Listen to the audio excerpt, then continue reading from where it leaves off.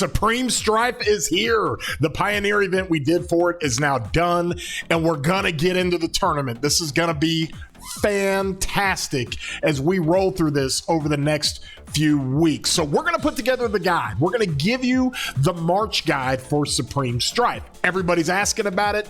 Everybody's got their opinions. I'm going to tell you exactly what I would do, and I went through it pretty extensively. So stick around as I set you up with all your marches to play Supreme Strife.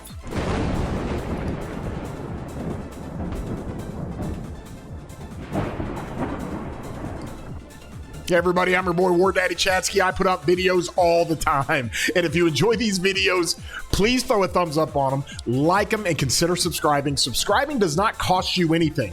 We have passed through the 50,000 subscriber threshold. It's crazy. And we've done it in like 10 months. And so that community continues to grow. And speaking of that community, my Discord link is down in the description. So you can join my Discord and join in on the conversations. And this is where a lot of those conversations came into play. People were asking about Supreme Strife. And there's a mechanic in Supreme Strife as we go into this, okay?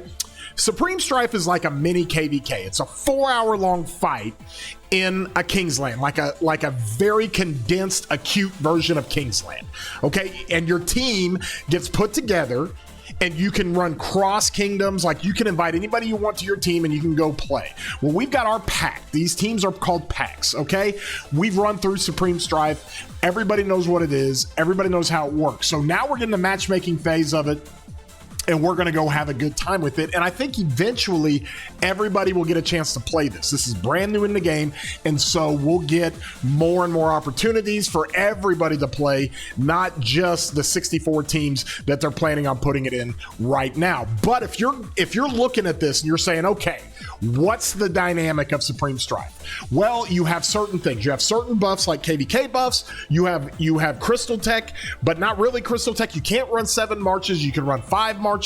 So then they also put in auxiliary skills. Those of you who have played Orleans KVK or know of Orleans KVK know all about the auxiliary skills. So I'm going to go through and we're going to talk about this. So this is what this guide is about. I'm going to give you a couple of different options for how you run your Supreme Strife field marches. All right. And so from this standpoint, it is really, really pretty simple. Okay. So with that, first and foremost, let's talk about option 1, okay? I've only got 2 options here because I don't think you can go without 2 infantry marches. I think 2 infantry marches have to be the play for Supreme Strife. So I'm going to go with a 2-2-1, and then I'm going to go with a 1-2-2. So this is a 2 cavalry, 2 infantry, 1 archer setup for your 5 marches, and let's go through the auxiliary skills of each one. So you're going to run Huo. Okay, you're going to run Huo with Joan. Some people like to run Huo with Belly, but I like to run Huo with Joan with this setup. And the reason why is because we're going all in on skill damage. All right, Huo, Joan, all in on skill damage. It's what we want to run. And let's go through the auxiliary skills. Mehmed, 20% attack, and 20% more skill damage. This is a really, really good skill. For high skill damage marches, you run Huo Joan. It doesn't get much higher when it comes to skill damage, especially with Joan's second proc. You could run Belly with Huo. This will still be really, really good. I know some of you people are thinking, well, wait, why don't we use that for Qin? We'll get into that in just a few, okay? But this is how we're gonna run this. We're gonna run Huo Joan, and we're gonna run it with the Mehmed skill. As you can see, Huo Joan, we're gonna run Arthur with Philip, we're gonna run BQ Luce, we're gonna run Ragnar CPO, and then we're gonna run Qin Zuge. I'll explain why for those of you who love running Qin with YSG. So Huo Joan, we talked about it. Mehmed, 20% attack, 20% skill damage. I love this con skill.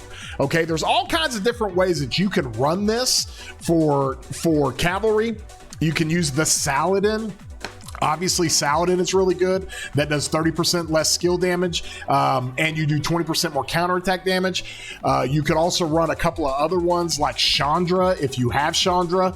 I don't even think I've got Chandra's skill unlocked on this, but this is also one you could think about running as well. It's got good tankiness, but I like the con, okay? If this commander's troops contains only cavalry units and you have over 70% units remaining, you deal 30% more damage. Well, the majority of the time, you've got 70% more troops remaining, okay? So this is a really good buff. It's 30% more damage. Pretty insane when it comes to that. And you will drop below 70% of units, and you lose this buff, but the benefits of having this, when you have so many troops, okay? Because anytime you get an all damage buff, you love it when you have 100% of your HP bar. You love it when you have 100% troops, 90% troops, 80% troops, 70% troops. When you start dropping down to 60 and 50 and 40%, this all damage isn't nearly as potent because you don't have that many troops to do the damage with. So this is actually really, really good, maximizes those all troops. And then I'm not running Nevsky, which means we can use his busted good fourth skill. This is so good. If this commander's troops contain only cav units, you got 25% more skill damage. Awesome. Whenever the troop uses an active skill, it gains 35% bonus to skill damage for 4 seconds, okay? That's great for Huo Joan, because not only when you fire off, you're gonna get Huo, and then you're gonna get Joan. You're gonna hit Joan's active skill damage with 35% bonus. That's a second turn. Then a second, and then Joan's proc is gonna fire off. So for 2 active skills, you get that 35% bonus. That's why Nevsky Joan was so good for so long, because it really works well with Joan, and that's why I like to use Joan with it. So those are the 3 skills that you like to use on your auxiliary skills when it comes to Huo. Okay, the second one that we'll talk about, I'll put this back up here, we're gonna talk about Arthur with Philip. Okay, Philip is going in, guys. I'm sorry to tell you, but Philip is going in with everything he does. But watch what this thing does. The reason why we all love Arthur, okay? The reason why we all love him is because he does combo attacks, all right? And he's got all kinds of different ways to do combo attack damages and all kinds of ways as a primary commander to do more combo attacks, all right? When he does these combo attacks, the reason why he works so well with Philip is because of Philip's instant proc. It's one of the best and most powerful instant procs in the game. Let me see if I can find Philip here and we can talk about this, because it will make perfect sense. Philip has this instant proc that's an AoE instant proc, okay? This is why we love Arthur with Philip. And you got a 10% chance to do this. Well, you run Arthur, you run it with Butterfly, which is on the Delta formation. The Butterfly inscription gives you more chances to do these 10% chances. It goes to 30% chance, plus you're running combo attacks. I mean, it is awesome with the synergies when it comes to Arthur and Philip. So what auxiliary skills would we use when it comes to Arthur and Philip? Well, the reason why we love Alex with Luce is because Luce does extra basic attacks, guys. And when Luce does extra basic attacks, that's why him and Alex work so well together, because it gives Alex a chance to fire off this skill right here. All right, is a 1700 damage factor instant proc. It's amazing. It is amazing. And you got a little bit of effectiveness of healing, where the troops can't receive the healing, or it reduces it by 30% for 5 seconds, but it doesn't matter. Your troops become immune to all damage reducing debuffs. Any damage reducing debuffs, your troops become immune to it, but more importantly, you lay down 1700 damage factor. All right, so that's why you run Alex with Luce. That's why in Artifact KVKs, dude, I got people in my Discord running Arthur with Alex and putting the artifact on Alex, and it's crazy good. And so another instant proc situation. So you have the Philip instant proc because he's a secondary. Then you have the Alex instant proc because he will use his auxiliary skills. Who else has an instant proc? William has got an instant proc. Okay, we love William's instant proc. Cavalry units gain 30% attack. Awesome. I'll take that with Arthur. Whenever their troop launches a basic attack, it has a 10% chance to deal direct damage to the target 1,000, and that goes up to 1,500 if you're surrounding him with 5 marches. 1,500. Now, there's only a 5-second cooldown on this. There's only a 3-second cooldown on this. And then when it comes to our boy Philip's got the same kind of situation where, let me pull this up. Go back to Philip. He's got the same kind of situation with a 3-second cooldown. Guys, this is the key, and this is why I suggest running 2 cavalry, because you're going Philip instant procs, 3-second cooldown. Alex instant proc, 3-second cooldown. William instant proc, 5-second cooldown. It's constant red numbers, and not just like Qin red numbers, like small little red numbers every second. No, this is heavy, hard-hitting, 1,500 damage factor, 800 damage factor with Philip to 3 targets, 1,700 damage factor. It is wild what Arthur and Philip with Alex and William instant procs can do. And so that's the advice I give you, and that's why we run that Arthur as a 2nd Cavalry March, okay?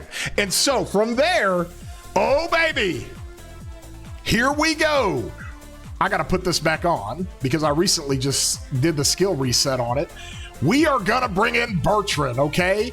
This is very unique to Arthur. All right, it's very unique to Arthur. If the commander's troop is attacking a field troop, somebody on the map, whenever you deal combo damage, combo attack damage, you have a 40% chance to increase the rage requirement of the target's active skill by 200 for 5 seconds. That's almost like a 1 or 2 second silence. Like it just takes that much longer for the target, even if it's being surrounded, it takes it an extra second to fire off its active skill. If the target is already affected by the rage requirement increase, this skill instead drains 20% rage from them. Drains 20% rage, and you get that. It's one of the skills for Bertrand that really, really works well. And I think people have to understand kind of how this thing fires off and works. Now, a lot of people could say, hey, what else could you use for Arthur? And you could use a plethora of other things for Arthur. The other one that I really, really like for Arthur is the Warlord from Mina. This is great. Whenever the commander's troop launches a basic attack, it has a 10% chance to increase the target's damage received by 30% for 3 seconds.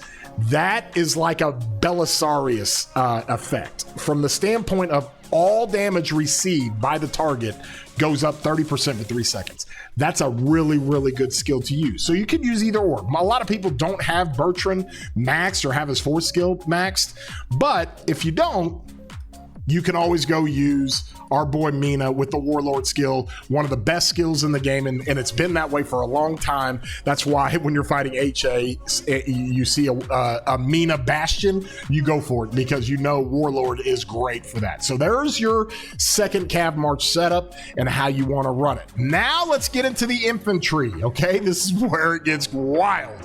All right, first thing we're going to do is BQ and Luce. With BQ and Luce, we're going all normal attack all the time, baby. BQ and Luce, Pyrrhus, awesome. This commander troop gain 10% health, a little more tanky, 15% march speed. This is very important. 15% march speed is very, very important. While you're outside of territory, the troop deals 20% more normal damage. You get outside of territory, awesome. That's like 20% all damage when it comes to BQ and Luce. So that's an easy one to put there. Now you see Boudica Prime here. Okay, now this is a little bit weird because a lot of people are like, wait a minute, what are we doing here with Boudica Prime? Not only does she do a 25% skill damage reduction or mitigation, which is really, really good, but whenever you take skill damage, all right, you got a 50% chance to gain a 25% bonus to normal damage dealt for 1 second. Now there's a cooldown of 7 seconds, but then there's a 25% chance to get a 50% bonus. Well, if that fires off during BQ or Luce's big smite damage, GG. It's like all damage. Let's go. So you add the 25% less skill damage that you take, which is great by itself, and then you also add the little bit of bonus there. So Boudica Prime, this is not troop specific. You put Boudica Prime on BQ and you rock and roll. And then the only epic commander you will see in these auxiliary skills is Joan. Epic Joan for the freaking win. She's one of the best KVK1 commanders you can find. And it's just a straight 25% more normal damage. 25% all damage, basically. So from that standpoint, I can get 25% here.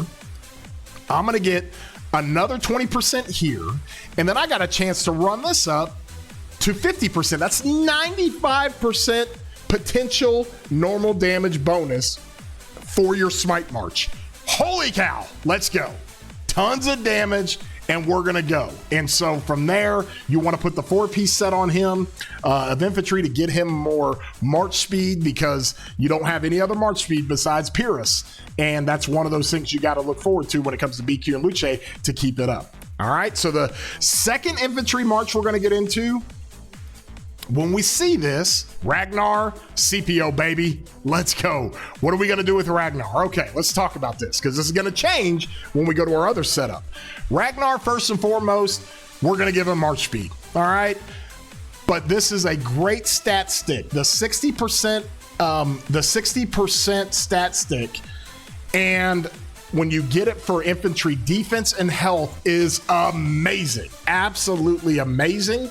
It's what you want. It's one of the best stack sticks you can get when it comes to that first skill. Now, a lot of people can say Pakal is really good with his first skill. Very tanky skill. Obviously, you got 30% health, 15% march speed, but then it's got a rally component attached to it. So that's how Pakal works. And then you've also got a situation with Honda. If you want more march speed, 10% attack, 20% march speed, and you get an extra 30% march speed when attacking, or an extra 30% attack when you're attacking troops on the map. I like the 60% that Martel gives you, so we're going with that. 20% march speed, 20% defense, 20% health. Great. Now, the second auxiliary skill is up for debate. Okay? A lot of people are trying to figure this out on what to use, because you got Alex, you got Guan, you got Boudica Prime that we talked about, you've got Saladin, you got all kinds. But since we're using Alex over here on Arthur's second auxiliary skill, I say first auxiliary skill, his second skill, for Alex's third skill, Alex has got a great third skill. 30% march speed, 30% attack. I mean, it makes it so fast. That's why Alex is one of the fastest commanders in the game. And when you're able to put that on any commander that's got an infantry commander, it makes it really good. But I go with Saladin, and I go with Saladin over Guan. Okay, now I'll tell you why. Guan has 30% attack, 50% march speed. Great. The healing factor, I'm not a big fan of. I really don't care about that. We don't care about healing at that lower level every time you exit combat, because you want to stay in combat. I like Sargon. Okay, this commander's troops has 50% march speed. Great. You add it to the 20% of Martel, and then we're cooking with gas. 35% march speed. You're also going to deal 10% more damage perpetually. 10% more damage. That is far and away better than 20 or 30% attack. 10% more damage when attacking other troops on the map. Now, here's the kicker. Whenever their troop launches a basic attack, you have that 10% chance to gain a bonus to damage dealt for 3 seconds. 30% bonus for 3 seconds. That's great. It's also great for Ragnar and CPO, because they're doing additional damage all the time. They're laying out damage all the time.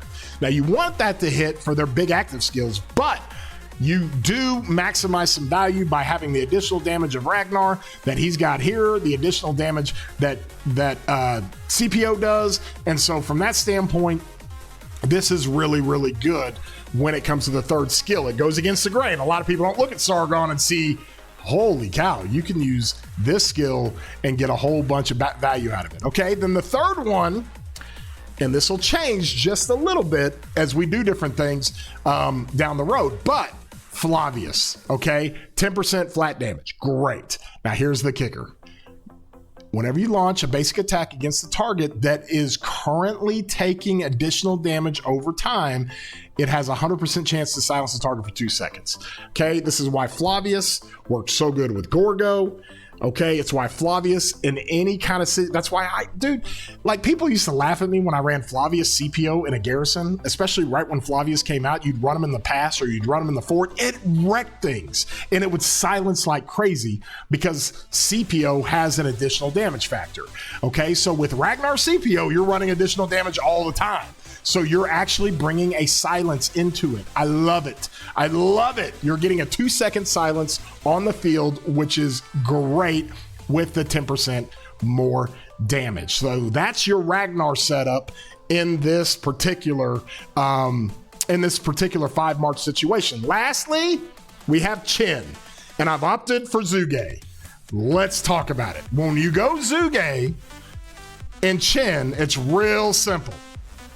Massive stat stick from our boy Edward, okay? Massive.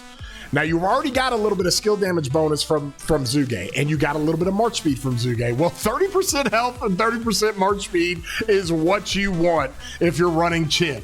This will make Qin so fast, he'll keep up with your cavalry units.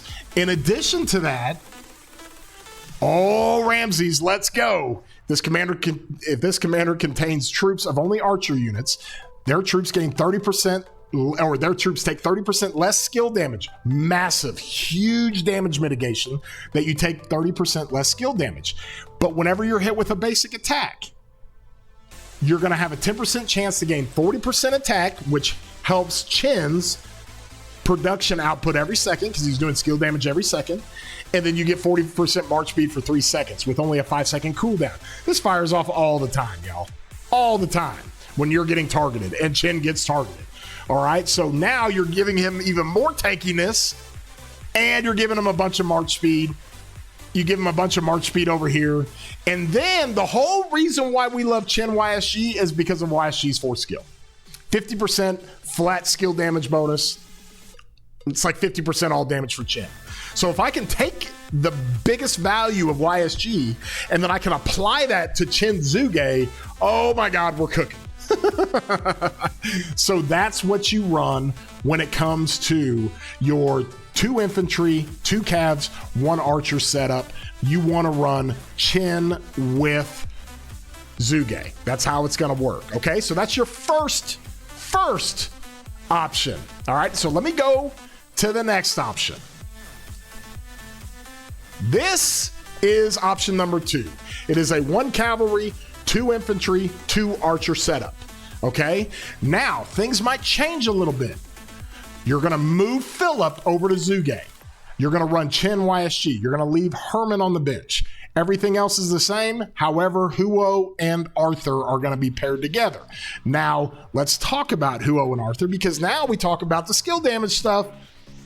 You thought it was good with Joan? You thought this is good with Joan? You go run on Huo Arthur and you're wrecking everything. Full crazy skill damage everywhere all the time, and it is extremely powerful. You keep the Khan situation going on over here. Like I said, Saladin's fine over here, Chandra's fine over here, but I love Khan. I love the Khan. Okay, you're going to keep the exact same thing on BQ. All right, you're going to change some things just a little bit because here you're going to take Alex off because you're not running him anymore. Okay, you're going to take Alex off and you're going to put Alex over here, and you're going to give our boy more March speed on the 3rd skill for Ragnar. Okay, so now on Ragnar you're going to run Martel, then you're going to run Alex, and then you're going to run Flav. Okay, and so from there there's other things that you can do with that, but that's how we like to run this. All right, and so basically that's the one change that you make. You take Alex obviously off of Arthur and you run his 3rd skill with Ragnar. It is awesome. Or if you really wanted to get kind of a little bit crazy, you could take Pyrrhus and you could take his normal damage stuff, which isn't great to take off a BQ, but you could put Alex here and run it with Luce and you still got that same effect from Luce Alex. So you could do that, but I advise sticking with Alex here. Massive March speed, like your Ragnar CPO will fly at 50% March speed. All right, and so keep the Flavius and you're cooking. From there, you're going to change things up a little bit because now you are going to run YSG, and when you run YSG, now all of a sudden you're trying to figure out exactly what you want to do for the 4th skill of Qin. Easy fix here, you throw in Tommy. And then now you can run Qin with YSG. The reason why we don't use Tommy in the first option that I showed you is because we're running combo and smite and then 3 skill damage commanders. All right. The reason why Tommy now becomes a lot more valuable here is because we're running 4 skill damage marches with only 1 smite march. So now Tommy comes into the fray. We're going to hook this up put Tommy here. You're going to stick with Banana Helmet here and Ramses for those stat sticks and all the different mitigations there. But then now you're going to start adding the poison stacks with Qin. That's awesome. Then for Zhuge, here's how you run it. I love Shijar's second skill. I love this for the auxiliary. I freaking love it. Get ready, 35% health, 20% march speed. Your Zhuge Philip will zoom everywhere. You got to remember, you're getting 30% health from Philip running him with archers. You're getting another 35% health from Shijar. All right? You're getting another 30% health. Oh my gosh, that is, what is that? 95% health on archers makes it super tanky. You know what else makes it tanky? There it is. Saladin's fourth or third skill. It's a second auxiliary skill here. Saladin's third skill, 30% less skill damage, and you do some counterattack. 30% less skill damage, great mitigation. It's awesome. So that is really, really good for a Zhuge Philip March. All of a sudden you're fast. All of a sudden you're super tanky. And then now you're even more tanky. All right. So Zhuge Philip really works. Now from here, oh my. If the commander's troops is on the map, whenever it launches a basic attack, it has a 25% chance to gain a 10% bonus to damage dealt for 5 seconds. This can stack up to 4 times. And the duration resets whenever it gains another stack. Okay? So when you have a 25% chance to gain 10% bonus, if you keep him in combat, all right, you're going to be able to stack that up to 2 and 3 and sometimes 4. And then you can keep a perpetual 4 stack on that if you stay in combat. And that's what makes this work really, really well. The Leonidas 4 skill, y'all, it's amazing. You can use it in Orleans. You can use it with your infantry. You can use it with your cavalry. You can use it wherever you want to use it. You can use it with your BQ. I mean, it's just that good. And so some might argue if I'm not running my Zhuge here, just to change out Joan and put that Leo 4 skill on it, and just run up the all damage to 40%, or put it on Arthur, or put it on Luce and make that run up even faster. And so from that standpoint, this is how you want to run that setup. So that is your second option with 1 cavalry, 2 infantry, 2 archers. You're getting max benefit, and you're really taking advantage of the auxiliary skills. Now, there are all kinds of different philosophies and different ways to run your auxiliary skills. And so from that standpoint, listen, anybody can argue with this stuff at any time, but this is what I would just do. It's that easy. And so it's really hard to argue, because I set these up basically to make the argument. Like, what is better than this setup right here when I'm running 2 archers? What is better than this setup right here when I'm running Huo with either Joan or Arthur? What is better than this setup right here when I'm running full smite? Okay, that's how I make those arguments, and that's why I stick to them. So with that, go use it, guys. Go use it. Go have fun with this. Go enjoy the Strife. I'm going to run it. I'm going to go have some fun with it, and we will tell you how it did, and we will show you all the reports. It'll be a blast, but this is your guide for your Supreme Strife field marches and how you want to set it up. If you guys enjoyed the video, please throw a thumbs up on here, like it, consider subscribing. I love you guys. I love the content. I love the game. I love putting this stuff out, and hopefully it helps you become a better player. And with all that, we'll see you, broskies.